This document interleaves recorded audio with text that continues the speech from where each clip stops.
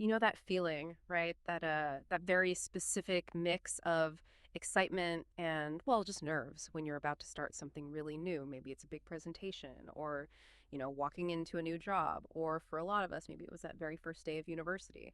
Today, we're doing a deep dive into exactly that experience. We're looking at it through one particular person's story. Our source is this really open personal account from someone named Sarah talking about her first day, her first steps into higher education.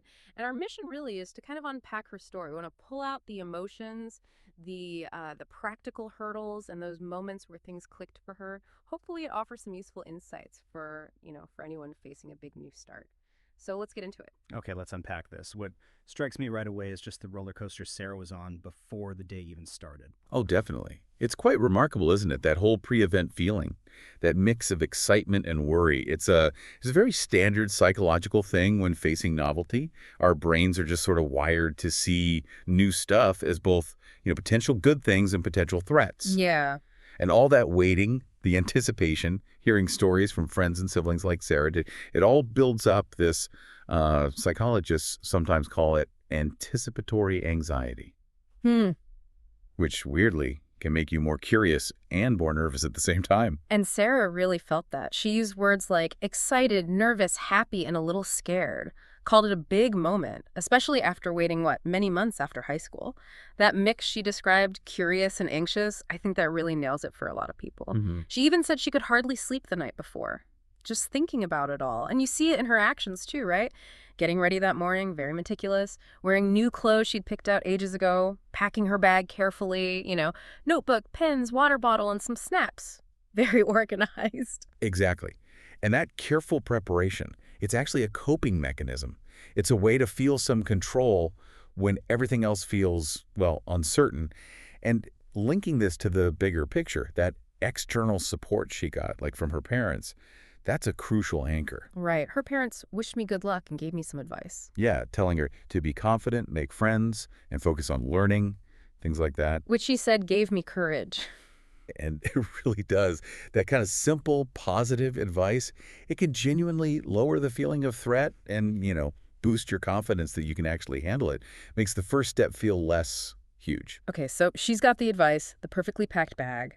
Then comes the moment actually setting foot on campus. This is where it gets really interesting, right? That initial sensory hit. What was her first impression like? Well, this is where cognitive load really kicks in. Sarah was just amazed by how big everything was. She said it was much bigger than my school, saw many buildings, gardens, and students everywhere, and immediately felt a bit lost, didn't know where to go. Right. That feeling of being overwhelmed, it's totally natural. Your brain's just flooded with new information, new sights, sounds. It struggles to process everything at once, hence feeling, disoriented. And her fix for that was super practical. She just got out her phone, used a map on my phone to find your way to the Faculty of Arts, English Literature. Absolutely. Smart move. Yeah. That map wasn't just about directions. It was about reducing that cognitive load, getting back a little bit of control. Gave her a path. Exactly. A concrete step when everything felt fuzzy. And then inside the building, she sees all these other students, some chatting, some on their phones. And crucially, she saw some look just like me, new, nervous, and unsure. Ah, okay. So she wasn't alone in feeling that way. Right. And recognizing that shared vulnerability, seeing other people looking just as lost, it's strangely reassuring. It's like, okay, it's not just me. Hmm. And then finding clear signs for the orientation for first-year students, that's the institution stepping in, basically giving a helping hand through the chaos. Mm-hmm. So she took a deep breath and went inside. It shows how finding those little bits of clarity, like a sign or seeing familiar feelings in others, helps you take the next small step. So, okay, she makes it into the orientation room. What happens then? How does that shift her feeling from unsure to maybe a bit more settled? Well, the structured welcome she got there was really important. It helps kind of scaffold the whole new experience. A teacher greeted them with a warm smile, gave a short speech about university life, covered the basics, classes, teachers, schedule. This stuff. Yeah, and offered tips about how to manage time and study well. And Sarah specifically said this made her feel more relaxed. Okay. So it's not just being friendly, it's actually a strategy. It normalizes things, gives a bit of a roadmap, sets expectations. All that helps lower the anxiety. Makes sense. And then they were put into smaller groups, each with a senior student as a guide. Sarah's group had about 12 students. Right, the classic icebreaker setup. But Sarah initially felt shy to speak, didn't know anyone. And she mentions being afraid I might say something wrong in English. That's a really specific fear, isn't it? Adds another layer. It's a huge barrier for many people. It's classic social anxiety, but then you add the pressure of a second language on top. Yeah, it's tough. But what's really cool here is what Sarah did next. Her internal thought process, it's like cognitive reframing. What did she tell herself? She reminded myself that everyone was new, and many of them were also nervous. Just that little mental shift. Okay. Recognizing the shared feeling again. Exactly. And that allowed her to actually do something. She smiled and said, "Hi, my name is Sarah. I'm from the city, and I'm here to study English literature." Wow, good for her. Just putting it out there. Yeah, such a simple, brave introduction. And it worked. She said, "It helped me feel more confident." Mm-hmm. And because she took that first step, the other students smiled back and introduced themselves too. That feeling of, we were all in this together. That's huge. It really is. It's a perfect example of how just one small act, being a little bit vulnerable intentionally, can really open things up socially. So she broke the ice, basically. After getting over that first hurdle, what did the rest of the day look like? Did it get easier? It often does, yeah. Once you make that first connection, things tend to flow a bit better. The guide then took them on a campus tour, showed them the key places, the library, which Sarah immediately loved, called it her favorite place. Quiet, clean, and full of books. Said she imagined myself spending hours there. I can picture that. Finding your spot. Right, and they saw the computer lab, the cafeteria, and even the sports ground. Just seeing everything in advance, getting the lay of the land is really helpful. Builds familiarity, makes it less daunting later. It takes away some of the unknown. Exactly. They also had a short class. The professor spoke clearly and slowly, talked about the first semester, and encouraged questions. Sarah said she liked her friendly attitude and felt happy that I had chosen this subject. That first positive interaction with the teacher can be really significant for feeling like you belong. Definitely sets a good tone.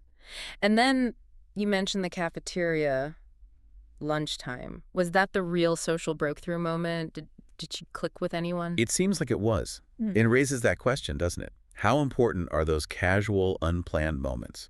Like just grabbing lunch. Sarah went to the cafeteria with two girls from her group. They just chatted where they were from, books they liked, why they picked English Lit. Normal first day chat. Totally normal. But then that little bit of serendipity. One of them lived near my house. Oh, wow. Instant connection. Right. Finding that common ground just speeds everything up. They quickly became friends and decided to go to the library together later. Yeah. And Sarah's reflection on this is key. Making new friends on the first day made everything feel less scary. Yeah. That says it all, really. It really highlights how powerful those early social bonds are. It changes the whole feeling of the place from potentially isolating to, shared and supportive. So this huge first day starts to wrap up. What was the final takeaway for Sarah? What's the feeling she's left with? Well, what's fascinating is you see this complete arc, right? From that initial feeling of being overwhelmed and shy to ending the day with this real sense of belonging, even excitement about the future. She walked around campus by herself for a bit, just taking it all in, the tall buildings, the green trees, the groups of students chatting and laughing. Mind is absorbing it. Exactly. And she had this realization, this place would be a big part of my life for the next few years. She felt grateful to be there and excited for the journey ahead. So it's not just about not being lost anymore. It's about starting to build an identity there. The anxieties managed, the social hurdles are crossed, and she's seeing the potential now, not just the challenge. And that sense of accomplishment, even peace, seems really clear. Back home, she was tired but happy, told her parents all about it. It's nice that they listened with interest and smiled, especially about the new friends and the teacher she liked. And then she slept peacefully, knowing she'd done it, taken that first step in my new chapter. It's a great reminder, isn't it? These big firsts aren't about everything going perfectly. Not at all. It's more about just having the courage to show up and, engage with it all. Absolutely. Her story really gives us a kind of blueprint, doesn't it? Yeah. The value of preparing both practically and emotionally. The strength you get from just doing something proactive, like using that map. The importance of that internal chat, that positive self-talk to get past the shyness, and just how quickly finding shared experience, making one connection, can change everything. Yeah. It shows that getting through something new isn't about avoiding the uncomfortable bits, but more about taking those small, deliberate steps forward. And for you listening, whether you're literally starting university like Sarah, or maybe stepping into a different job, a new town, or just any new phase in life, I bet a lot of these feelings, and maybe even some of the strategies Sarah used, feel pretty familiar. They really do resonate. Definitely. So maybe here's something to think about. What's one small, deliberate step you could take the next time you feel a bit lost or shy in a new situation? How could you turn that feeling into a chance for connection? Or maybe even discovery, like Sarah did with her map, and that simple, "Hi, my name is," introduction. What's one small thing you could do, maybe even feel a bit vulnerable doing, that might just unlock whatever your next chapter holds?